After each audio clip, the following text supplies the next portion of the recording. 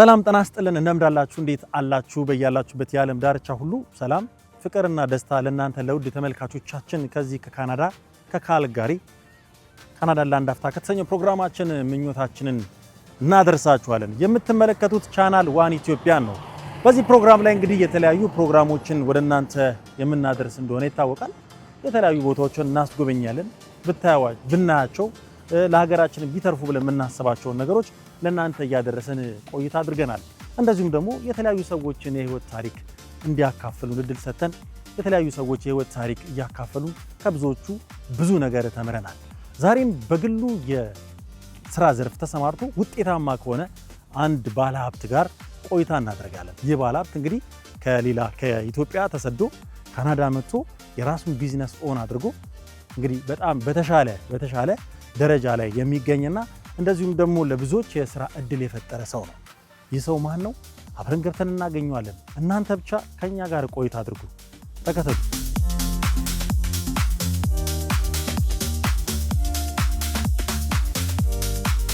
Hey, how are you? I'm good. I have appointment, Jonas. Yeah. You can pass this. Okay, please. Okay, thank you. Okay. Here, okay. Thank you so much. Okay. Thank you so much.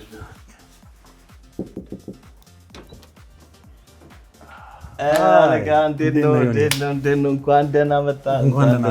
ሰላም ነው? ሁሉ መልካም አለው ገባ ፕሊዝ። yes ሁሉ ሰላም ነው? ሁሉ መልካም። ጤንነት በስራ ሰዓት ሎንግ ታይም? አዎ በጣም ችግር የለም ቁጭ በል ፕሊዝ። እሺ ሰላም ነው? አለን ይመስገናል። አንተ ሰላም ነህ? ሁሉ መልካም። ያ ሎንግ ታይም በጣም ረጅም ተጠፋፋን። በጣም ረጅም ጊዜ እመጣለሁ እያልኩ አይመችም። እዚህ ሀገር ያው እንደዚህ ቢዚ ነው። ታዲያስ መጣደፍ ነው፣ ያ ስራ ነው። ሁሉ ሰላም ነው? ሁሉ መልካም አለን፣ አምላክ ይመስገን።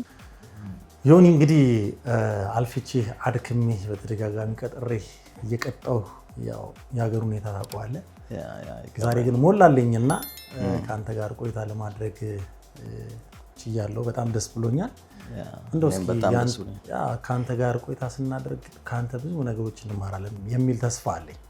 እኔም ራሱ በጣም ብዙ ከአንተ መማር እፈልጋለሁ። በጣም መንፈሳዊ ቅናት አድሮብኛል በአንተ ሁኔታና እንደው እስኪ ዮናስ ማን ነው ምንድን ነው የሚለውን እሱ ጋር አረፍ ብለህ እየተወያየን ቆይታ ብናደርግ ደስ ይለኛል። እሺ ደስ ይለኛል።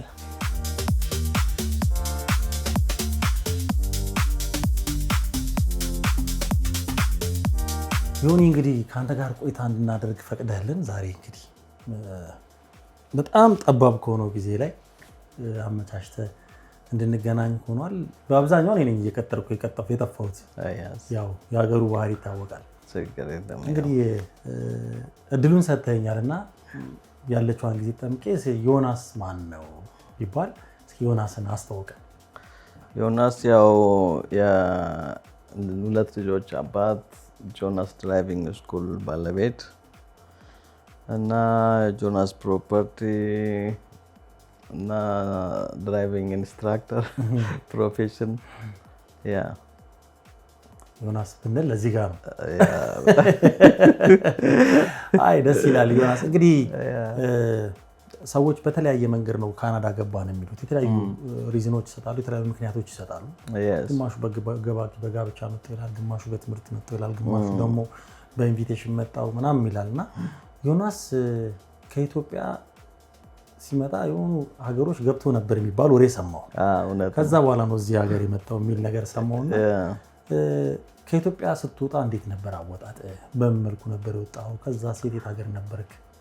ከኢትዮጵያ ስወጣ ሳውዝ አፍሪካ ነው የገባሁት። ሳውዝ አፍሪካ በኬንያ አድርጌ ታንዛኒያ፣ ሞዛምቢክ፣ ዚምባብዌ፣ ከዛ በኋላ ሞዛምቢክ ገባን፣ ሳውዝላንድ፣ ከዛ ሳውዝ አፍሪካ። ይሄን ሁሉ አቆራርጬ ነው የገባሁት። ያው ያኔ አገሩ ሰላም ነበር፣ ያንግ ነበርኩኝ። ሞት አትፈራም፣ ብዙም ችግር አትፈራም። ልክ 12 ጨረስኩ። ከዛ 3 years ቮኬሽናል ትሬኒንግ ተማርኩኝ። ከዛ በኋላ በቃ ብዙ ከጣሊያኖች ጋር ምናምን ስለኖርኩ የውጭ ዓለም ነበር ብዙ ያው የሚታየኝ እና ልክ እንደተማርኩኝ እና ከነሱ ጋር እንደጨረስኩኝ ወዲያው በቃ ወደ ሳውዝ አፍሪካ ገባሁ። በእንደው በጉዞ ላይ ምንም የገጠመ ነገር የለም? እንደው አልጋ ባልጋ ይሆናል ብለን አናስብ። አይ ብዙ ችግሮች አሉ፣ ግን ያው ማፕ ነበረ። በማፕ ነው የምንሄደው። በእግር ነው ታቋርጡት ነበር? ያው በትራንስፖርት ነው።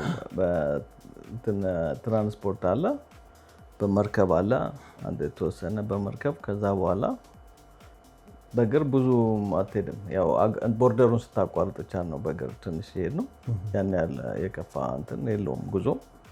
ግን በቃ አትላስ ላይ ያኔ የሆነ ልጅ እንደዚህ ቁጭ ብለን ልክ ማፑን አየሁት። የአጋጣሚ ነገር ነው። እኔ ለመሄድ የፈለኩ ነበር። ከዛ ሳየው በትሬን ይላል፣ በባስ በእግር በምናምን የሚል ጀስት ማፕ አየሁ።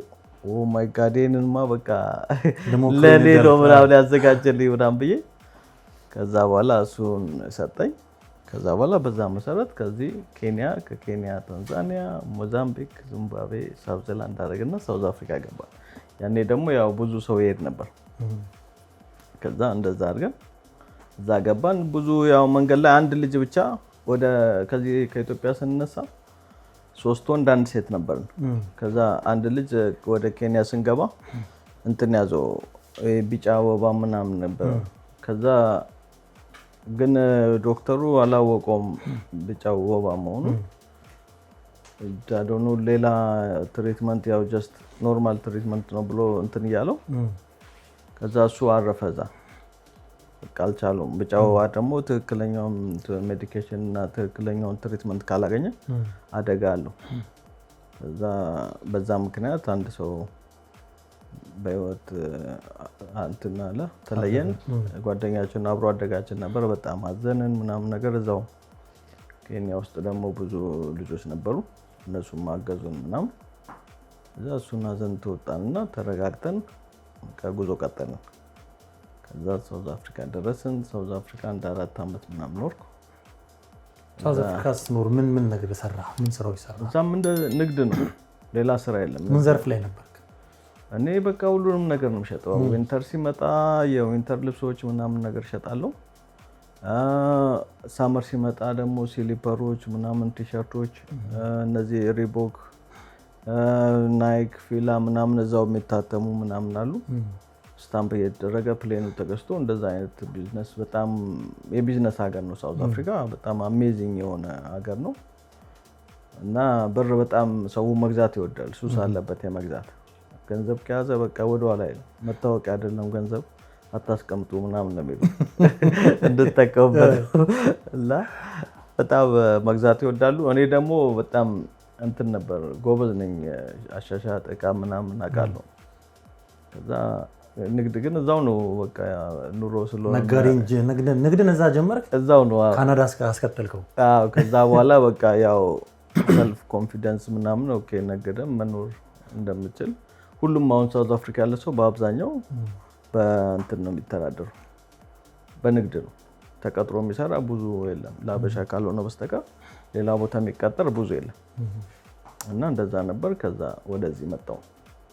እንደዎችን ሀገር ካናዳ ስትገባ እንደፈለግካት፣ እንዳሰብካት፣ እንዳለምካት ሲነገረን የነበረ አይነት ነገር አለ አይደል? ስለ ካናዳ እንደዛ አገኛት ወይስ እንዴት ተጠበቀች? ላይክ ካናዳ ስመጣ በፊትም ያው ብዙ ሰው እዛ እየመጣም በእንትንም ብዙ ስለምንሰማ ያን ያህል አልከበደኝም። ያው ብርድ ነው ምናምን የሚባል ነገር አለ። ግን ብርድ ቢሆን ታዲያ ያው መኪና ከነዳ ውስጡ ሙቀት ከሆነ ምናምን ነገር ብዙ እንትን ይላል፣ የከፋ ነገር ይሆናል ብዬ አላሰብኩም ነበር። ምክንያቱም አንደኛ ካናዳ ያው በበረዶ የታወቀ ነው፣ ሁሉም ሰው የሚያውቀው ነው። አዘርዳንዳት ምንም ከጠበቁት የተለየ ነገር አልገጠመኝ። ወዲያው ያኔ ደግሞ ሰው በጣም ስራ ይፈለግ ነበር። 2006-7 በጣም እዚህ ኦይል ኤንድ ጋዝ ቡም ያለበት ነበር እና ስራም ወዲያው ነው የምታገኘው። ምንም አልደበረኝ፣ ወዲያው ነው በመጣው። በአንድ ወር ባልሞላ ጊዜ ውስጥ መኪና ገዛው ኦክሽን ሄጄ። ከዛ በኋላ ቆሰቆስኩ።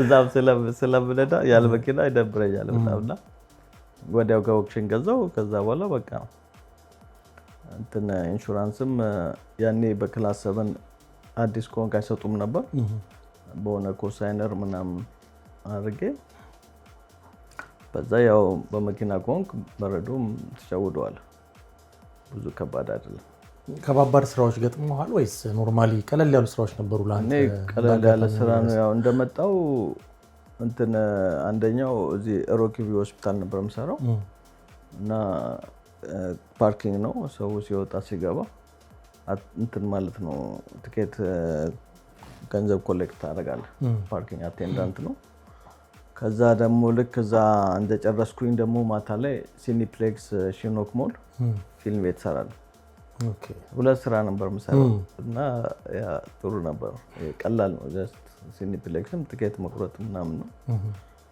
ስለዚህ ፈን ነው ብዙ እንትን አይደለም ሃርድ አይደለም ለአንተ በጣም የከባበሩ ስራዎች አልገጠም ያው እንደ እንትናችን ይመስለኛል እዚህ ሀገር እንዳገባባችን ይመስለኛል አይደል አሁን በጣም ብዙ ስደተኛ አለ ከሁሉም ዓለም ስደተኛ በብዛት ካናዳ እያስተናገደች ያለችበት ሁኔታ ነው ያለውና ከዛ አንፃር በዛውም ልክ ደግሞ የስራ ማግኘት እድሉም እየጠበበ የመጣበት ሁኔታ አለ ስለዚህ አንተ የመጣህበት ጊዜ አንተ የነበርክበት ጊዜ በጣም ጥሩ የሚባል ጊዜ ነበር ብዬ አስባለሁ ያ አሁን ጊዜው እውነትን ነው ጥሩ ነበር ያኔ በጣም ራሱ ሰው ስታመጣ ሁሉ ይከፍሉ ነበር ላይክ በሰው ግን አሁንም ቢሆን ላይክ ስራ እንትኑ ጠቧል ትንሽ ግን ስቲል ሙያ ካለክ ስራ አይጠፋም ሙያ ያለው ሰው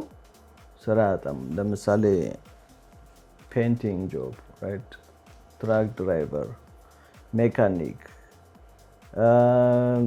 like construction like this anything machinery ሚነዳ ሰው ምናምን ከሆነ ሙያ ያለው ሰው ነው የጠፋው እንጂ ስራው አልጠፋም የሚል እንትን ያለኝ ኖርማል ስራ ያ ልክ እንደገባክ እዚህ ሀገር ምንድነው የሆነ ሙያ አትሊስት መውሰድ አለብክ የትም ዓለም ስትኖር ጣሊያንም ኑር ኢትዮጵያም ኑር ምንም ኑር የትም ስትኖር አትሊስት የአንድ ሙያ ባለቤት ሆነ መገኘት መቻል አለብህ ላይፍን ለማቅለል ከፈለክ የመጀመሪያው ጎልክ አንድ ሙያ እኔ አሁን ስገባ ኢቭን ሳውዝ አፍሪካ የሆነ ነገር መማር ፈልግ ነበር ኢትዮጵያ ውስጥም ኤሌክትሮሜካኒክ ምናምን ተመጋለሁ ዌልዲንግ በየዳ ጎበዝ ነው ሹሩባስ መስዬ ነው ወይደው ያ ሲሪየስሊ በጣም ጎበዝ ነበር ከዛ በኋላ ዳክ ሳውዝ አፍሪካም ሲሄድ ሙያ እንዴት ነው የምማረው የቱ ጋር ነው ትምህርት ቤት ምናምን ብዬ አጠያየኩኝ መጀመሪያ አካባቢ ከዛ ሳየው ምነው እዚህ ሀገር ደግሞ ንግድ ነው ሙያው ምናምን አሉ ሁሉም ነጋዴ ነው ስለዚህ ባለው መንገድ ትገባለህ ከዛ በኋላ እዚህም ስመጣ ሙያ ነው ምንድነው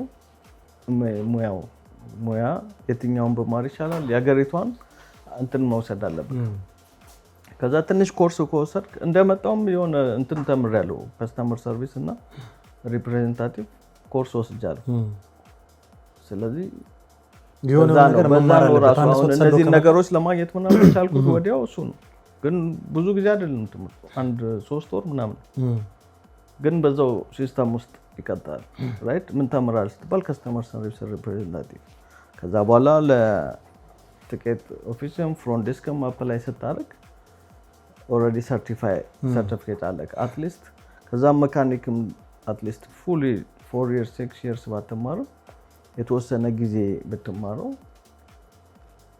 ካርፔንተር ማንኛውም ሙያ ያለው ሰው እንጃ ስራ አጣው የሚል በብዛት እኔ ሰምቻለሁ ያ ስለዚህ ዋናው የአንድ ሙያ ባለቤት ሆነ መገኘት ምንም ከሌለክ ያው ሃርድ የሆነ ሌበር ነው የሚሆነው እሱን ፌስ ማድረግ አለበት እሱ ደግሞ ምንም የለው ብዙ ሰው አለ ራይት ምንም ሙያ የሌለው ብዙ ሰው አለ ከነሱ ውስጥ ነው እንትን የምታደርገው አፕላይ የምታደርገው ሴም ነው ስለዚህ ከዛ ውስጥም ደግሞ የሚማረጥ ነገር አለ በህይወት ያለፍከው እንደው ከባድ የምትለው ፈተና አለ እንደው በጣም ይሄ ከዚህ ነገር ሰዎች ሊማሩበት ይችላሉ ብለህ የምታስበው ያለፍከው በጣም ከባድ ጊዜ ያው ከባድ ጊዜ ሁሉ ጊዜ ያው እንትኖች አሉ ቻሌንጅ አለ በላይፍ ሁሉ ጊዜ ነው በቃ አሁን ዛሬም ራሱ ከባድ ነው ነገም ከባድ ይሆናል ግን ያንን ነው ምንድነው ልክ ሰርኩሌሽን ነው የላይፍ ውጣ ውረድ ሂደቶች ናቸው። እነዚህ ነገሮች በዚህ እንዲያልፉ የተቀመጡ ናቸው። እኛ አሁን ዛሬ እንገናኛለን ብለን ራሱ ከዚህ በፊት እንደዛ አይነት ነገር የተቀመጠ ነው። በቃ እንድትገናኝ የተደረገ ነው። ችግሮች እንዲመጡ ኦልሬዲ እግዚአብሔር የፈቀዳቸው ነገሮች ናቸው። ግን በዛ ቻሌንጅ ውስጥ አንተ ባካፕ ማድረግ የለብህም። ራይት ሁሉ ጊዜ ቻሌንጅ አለ። አሁን ይህን መሬት ስገዛ ስራ ላይ በጣም ብዙ ቻሌንጆች አሉ። ግን እነዛን ቻሌንጆች መወጣትና ማለፍ መቻል አለብን ራይት እንጂ ጊቭ አፕ ማድረግ የለብን እንጂ በጣም ቻሌንጅ ሁሌም ያለ ነገር ነው። ከሰራተኞች ጋር ይኖራል፣ ከገቨርንመንት ጋር ቻሌንጅ ይኖራል ራይት ከአከራዮች ጋር፣ ከተከራዩ ጋር፣ ከሁሉም ጋር። ግን ምንድነው ማሰብ ያለብህ?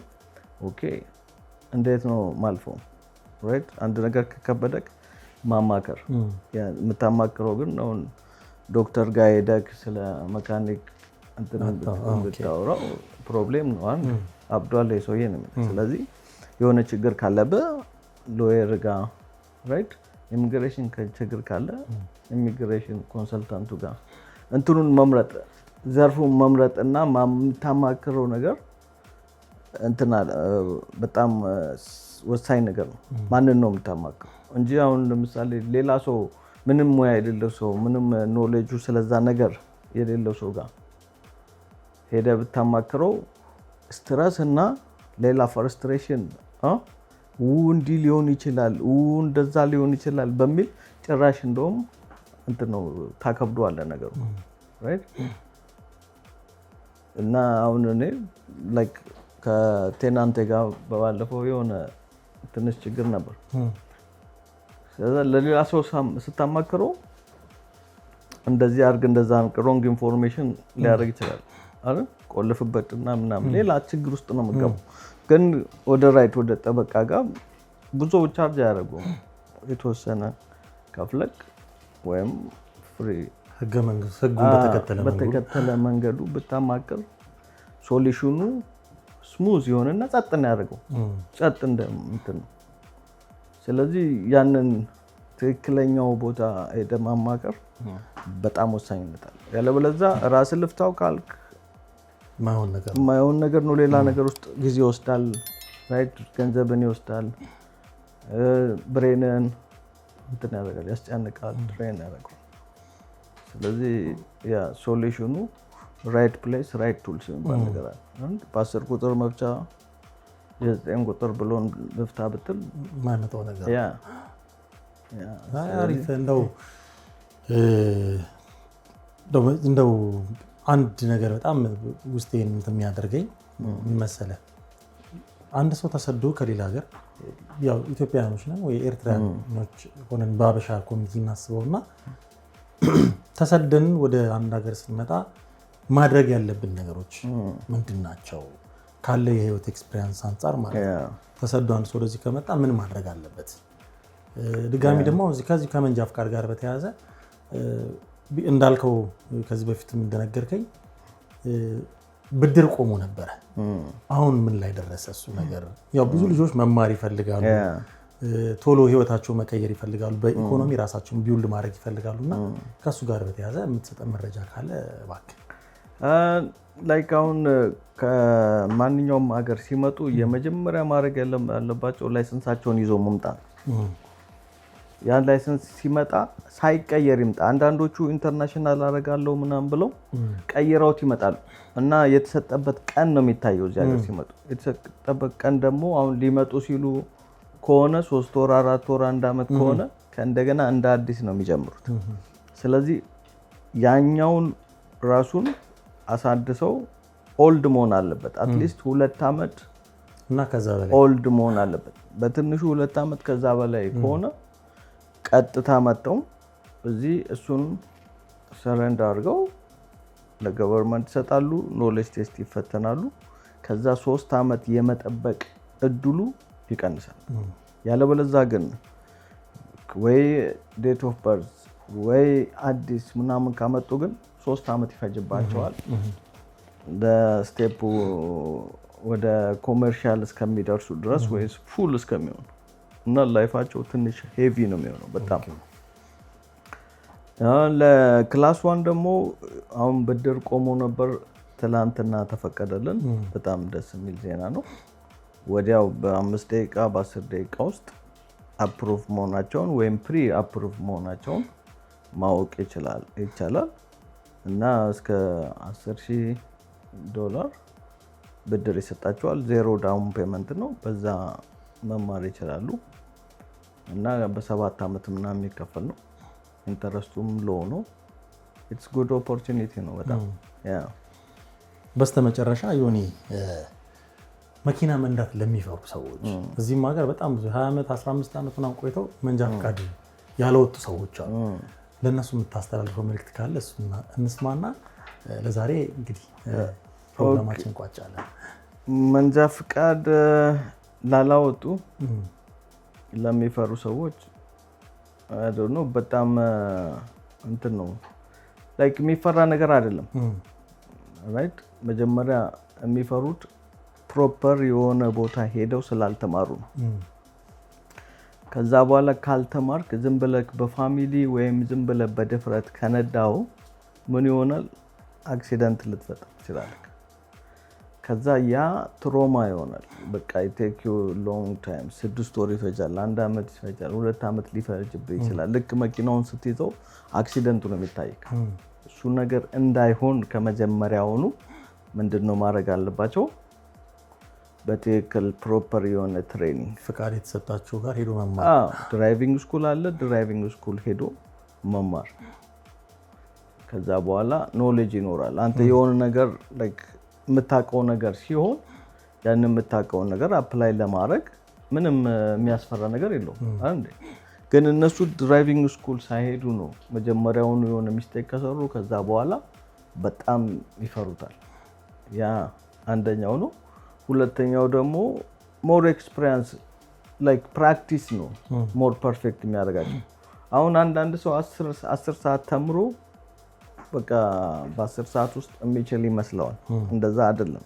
ለስሞል ካር ላይክ እዛ ቡኩ ላይ ቅድም ያሳየው ላይ የሚለው ባይ ዘ ገቨርንመንት የተጻፈው አትሊስት 60 ሰዓት ነው ቢሃይንድ ዘ ዊል ኢንዲፔንደንትሊ ሳይነዳ መጀመሪያ በሌላ ኢንስትራክተር ኦብዘርቭ የተደረገ 60 ሰዓት ነው ቢሃይንድ ዘ ዊል መንዳት ያለበት። 60 ሰዓቱንም ሄዶ ትምህርት ቤት መማር የለበትም።